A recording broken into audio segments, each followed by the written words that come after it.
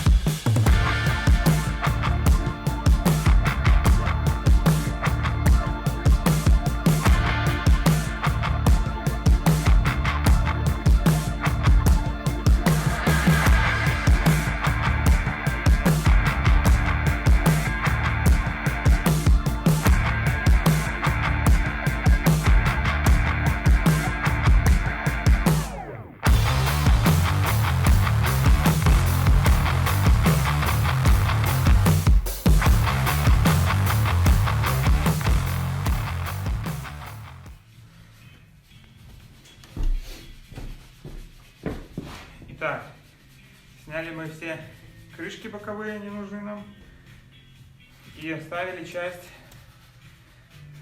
последнюю вот эту нам надо снять, нижний поддон масляный, и у нас будет доступ до вот этого вала. Вот этот вал нам нужно будет достать. То есть мы снимаем эту крышку и полностью масляный поддон.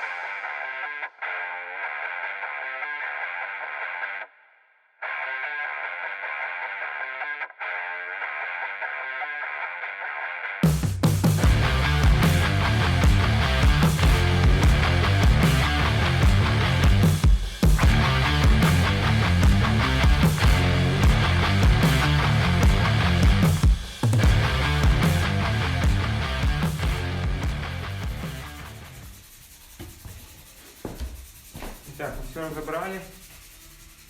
Сейчас у нас есть возможность достать этот вал и посмотреть, что с ним случилось. Ну, все правильно, да. Даже видны следы износа. Вот он. Люфтит сам по себе. Сейчас покажу. Смотрите. Вот, видите? Он расшатан. Эти вот заклепки разбиты. Вот. Поэтому идет стук сильный на холодном пуске. На оборотах стука нету. Есть стук именно на холодном. Чуть прогреется, меньше стук. Не знаю, из-за чего это. Металл, может, расширяется. Вот. Сейчас все это будем мыть. Здесь, в принципе, все целое. То есть вот эти резинки, я думаю, не сильно изношены. Вся проблема именно вот в этих вот заклепках заводских. Вот ситуация. Здесь заклепок больше. Соответственно, эта система надежнее. BMW уже подумали. Скорее всего, были проблемы, вопросы. Через какие-то 50 тысяч, может, километров пробега возникали вот эти проблемы. Соответственно, этот вал мы можем, в принципе, выкинуть. Он нам не нужен. Или оставить кому-то на поделке. Какую-нибудь подставочку какую-нибудь сделать. Вот. Сейчас это все будем убирать, мыть, чистить, от песка отмывать и собирать. Здесь вот еще видно небольшой износ. Сейчас покажу. Наверное, от люфта. Или уже что-то, кто-то пытался сюда залезть, разбить. Я думаю, подшипник этот еще живой.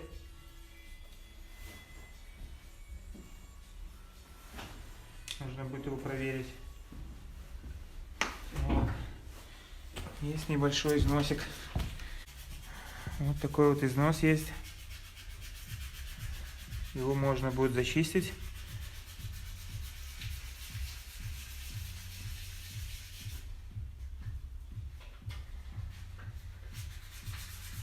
Вот так все это выглядит.